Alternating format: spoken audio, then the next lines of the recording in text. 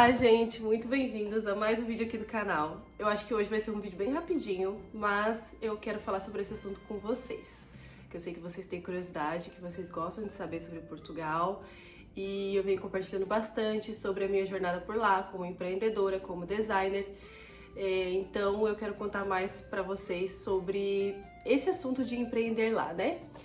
Bom, para quem não me conhece, eu sou Flávia Gonçalves, eu estou morando há quase 7 anos em Portugal. Estou atualmente de férias nos Estados Unidos, mas eu quero falar com vocês hoje sobre a loja de decoração que eu tenho em Portugal. Bem, eu quero contar como que aconteceu e como é ter essa loja de decoração, né? Então, quando em 2021 eu iniciei os meus trabalhos como designer, eu fui fazendo pesquisas de fornecedores e de conhecer outras lojas. Na ocasião não era muito fácil, assim, achar lojas. A gente ainda reclama, assim, quem tá no Brasil, que acha difícil achar lojas através da internet e tal. Eu acho que tem um pouco essa dificuldade, até por conta do IP, localização, enfim, tem outras questões tecnológicas envolvidas. Mas também quando a gente é recém-chegado é mais difícil de ir encontrando as lojas, né? Claro que a gente sabe das principais, que são a IKEA, Roma, enfim, eu já até falei de algumas lojas no primeiro vídeo que eu fiz aqui no canal. Foi um brief bem rapidinho, prometo voltar com esse assunto de lojas que eu acho que é bem interessante também. Mas enfim, aí trabalhando e tendo clientes que muitos, como eu já falei também em outros vídeos, preferem um design mais acessível, né? Como é a IKEA.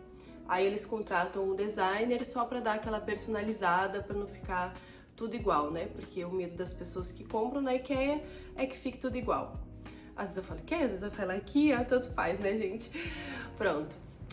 Quando eu fui começar a atender clientes mais de médio a alto, né?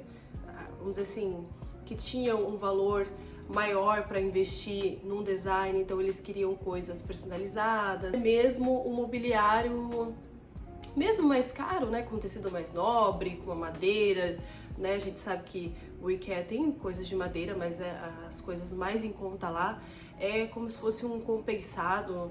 Eu não sei se vocês já tiveram a oportunidade de abrir um móvel, porque como eu já personalizei alguns móveis da IKEA em projetos, eu até vou mostrar algumas personalizações aqui para vocês. Ele quando você abre ele é como se fosse vários compensados assim, junto com alguns papéis e com aquela lâmina, né, uma lâmina melanímica, será que é assim o nome, gente? Eu vou pesquisar depois para escrever aqui. Então ele não é uma madeira, né? Claro que lá também tem móveis de madeira natural, são daí mais caros, então as pessoas preferem comprar em outras lojas. Bem, quando eu acessei esse tipo de cliente, né, tive esses clientes, eu comecei a perceber, assim, muita coisa igual, sabe? Vocês vão perceber lá nas lojas que não tem uma grande diversidade, não tem uma grande ousadia, eu acho que eu já falei isso em outros vídeos também, né? Eles preferem ficar na zona de conforto, né? Então, a estampa, todo mundo tem o mesmo fornecedor de tecido, é aquela estampinha basiquinha, as coisas de decoração também, eles amam muito, os portugueses amam muito dourado com preto. Eu não sou muito fã, mas enfim. Então as lojas têm muito móveis pesados, porque eles também gostam de mobiliário pesado, né, mobiliário assim mais... Tem alterado agora, ultimamente eles têm feito coisas mais leves, mas ainda assim, para o nosso gosto, para o meu gosto, para o meu tipo de design, eram sempre móveis muito pesados, muito preto, muita madeira escura, muito preto com dourado, como eu disse que eu não gosto. E aí, em 2022, final de 2022, na verdade em setembro de 2022, eu fui pra feira em Paris, a Maison & Objet, não sei se vocês conhecem, quem é designer acho que vai conhecer, que é uma feira muito importante no setor, né, de design, de decoração. Não é uma pintura, não é uma impressão, é um tapete, um têxtil. Eu achei incrível isso. Ficou incrível mesmo. Tudo eu falo incrível, né? Mas realmente é muito interessante. Todos esses são tapetes. né? Tipo, têxteis, né? Tecido, como o tapete deve ser. Muito interessante. Lá são pavilhões enormes, com muita coisa para você visitar, para você ver.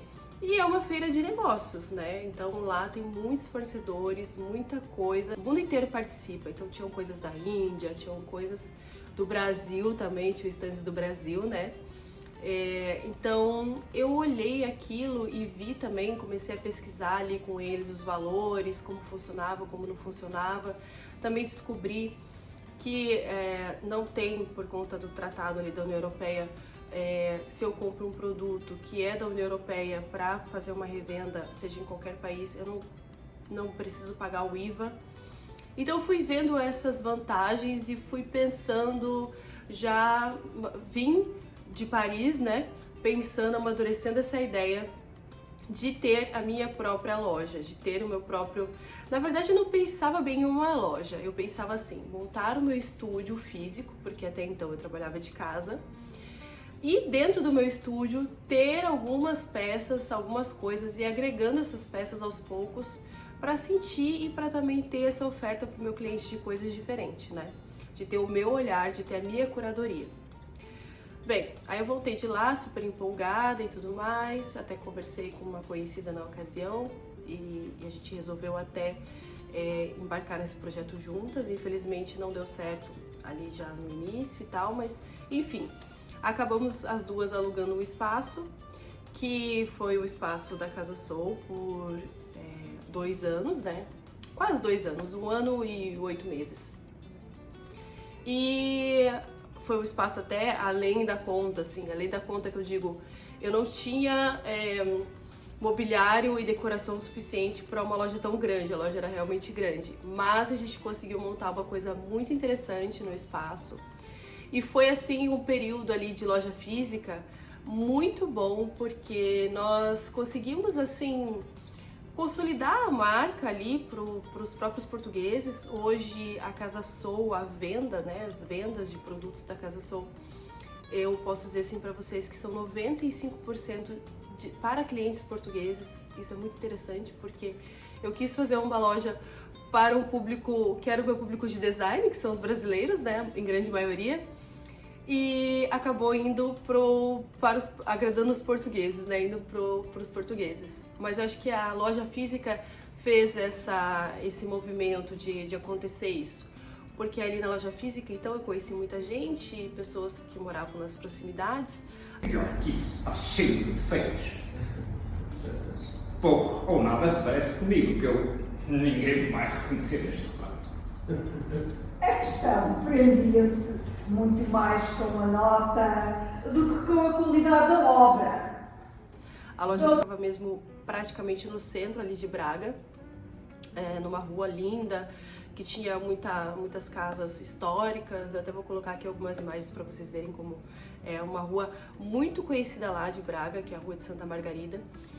E nós fizemos muitos eventos, eu fiz isso também para justamente ter, sabe, essa consolidação da marca, fazer, mostrar como era o meu design, que era uma coisa diferente. As pessoas, era muito interessante porque as pessoas entravam na loja e diziam que não parecia uma loja, que parecia uma casa, e era essa a ideia que eu queria passar.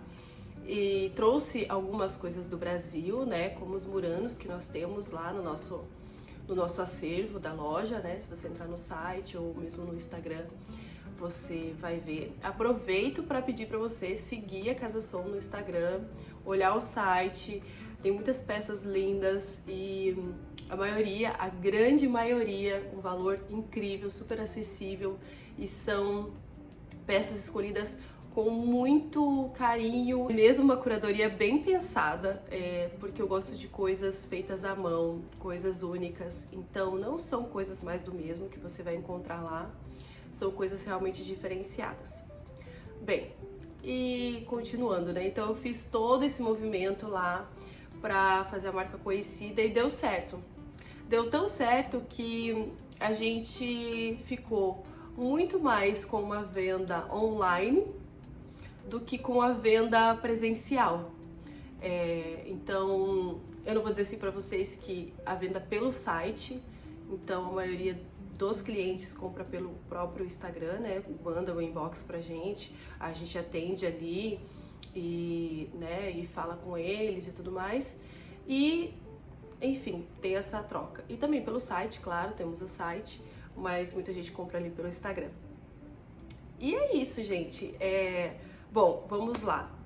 Eu quero que vocês depois comentem aqui, né, nos comentários, me façam perguntas, mas eu tenho certeza que vocês vão perguntar: é muito difícil abrir uma loja? É muito difícil? Gente, foi assim, muito fácil. Vou explicar pra vocês. Eu já fui empreendedora no Brasil, já abri loja no Brasil, eu já abri outros negócios no Brasil. E era assim uma coisa surreal, né? Você tem que fazer uma inspeção no imóvel, você tem que tirar um alvará, você tem que inúmeras coisas que a gente sabe, né? Em Portugal, os imóveis para alugar comerciais, eles já devem possuir uma licença para aquele tipo de negócio que você vai montar. Isso como é que você sabe? Quando você vai alugar esse imóvel, você já comunica, né, a pessoa que está, o senhorio ou o próprio corretor, que você quer montar tal negócio. Geralmente eles já perguntam: o que você vai montar aqui? E eles perguntam não para se meter na sua vida, né? Mas para saber exatamente a questão da licença. E aí nisso eles vão te dizer se essa licença que eles têm pode, esse tipo de coisa. Caso você queira, por exemplo, no caso do meu espaço, na época que eu aluguei, ele podia para serviços e vendas de produtos e tudo mais, mas ele não podia, por exemplo, para restauração, que era para restaurantes, para algo referente à comida. Então, o que acontece? Eu até poderia, caso o meu senhorio falasse: não, tudo bem, vou arrendar para si, mesmo sendo algo na parte da alimentação. Só que eu teria então que ir buscar a licença, né?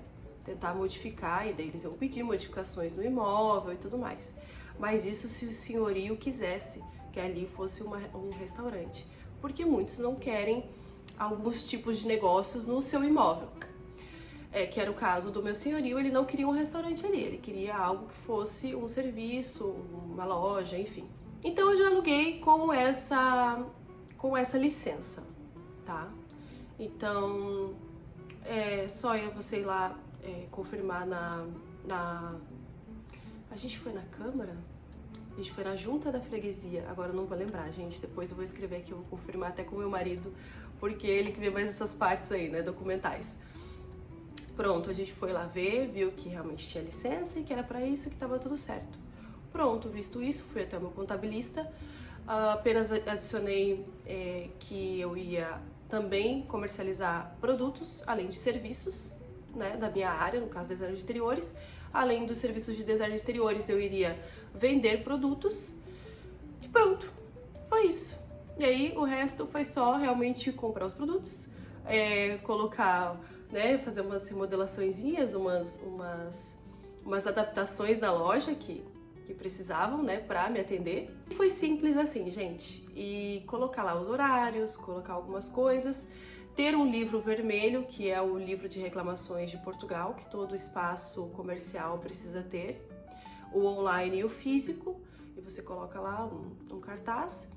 Isso você vai buscar na Câmara do Comércio. A Câmara do Comércio? O espaço lá do comércio que tem em toda a cidade de Portugal, no caso eu fui na de Braga. E você pega lá com eles, paga um valor, que eu acho que foi 20 euros, algo assim, que daí você recebe o livro físico, depois você vai até a internet, faz o cadastro para ter ele online, que você pode disponibilizar no seu site, que você tem que disponibilizar, na verdade, né? E você precisa ter esse livro vermelho. É isso, gente. E foi isso que eu precisei para montar a minha loja. Bom, os contras, né, de você empreender em Portugal, que sempre tem, claro. Eu acho que é mais a questão do tempo, não é tão rápido, as coisas não giram tão rápido como no Brasil, mas tem público. Quando eu montei a loja, e isso é muito interessante vocês ouvirem isso, sempre vai ter alguém falando para você não fazer, para você não tentar, para você não ir. Então, claro que cada um tem a sua experiência, mas, por exemplo, Portugal, já falei isso inúmeras vezes, tem salário mínimo baixo. Mas todo lugar, gente, tem gente com dinheiro, tem gente com poder aquisitivo. E eu tenho lá os muranos, né? Até hoje tem os muranos, então um vaso de murano, os mais baratos, custam em média 180, 190 euros. Temos também as santinhas em murano, né? Portugal é um país bem católico, então também comercializo algumas santinhas em murano, que custam em média 200, 300, 400 euros, né? Se tiver o ouro. E quando eu montei a loja e que eu coloquei essas peças, um português, uma pessoa, um conhecido, veio e falou assim: isso não vende nunca, isso não vai vender aqui, não vai vender, não coloque, não sei o que, enfim. Gente, é um dos produtos que eu mais vendo na loja. Pra vocês terem uma ideia, no primeiro mês de abertura da loja, entrou uma senhora na loja e comprou 3 muranos, não só um, ela comprou 3 muranos.